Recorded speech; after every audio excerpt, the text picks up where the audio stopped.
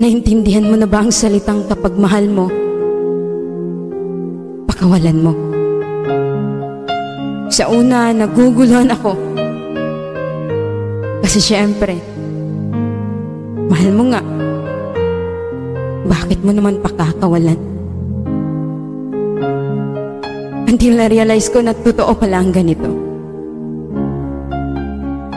Na kailangan mo nang hayaan ng taong gusto nang umalis.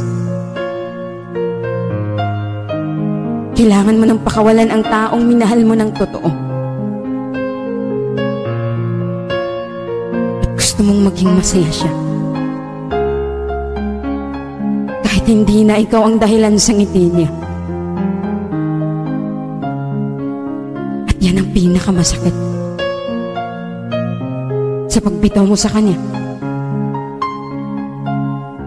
Sa relasyon, hindi lahat ng bumitaw ay hindi na mahal. Minsan bumitaw tayo kasi kailangan nating pakawalan. Yung ikaw na lang ang lumalaban.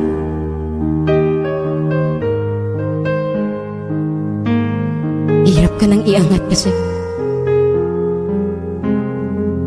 Hinihila naman niya pababa para ikay sumuko na.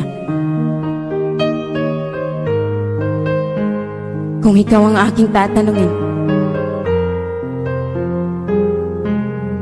pinakawalan mo ba? O lumaban ka? Ang hirap naman kasi lumaban kung ikaw na lang mag-isa.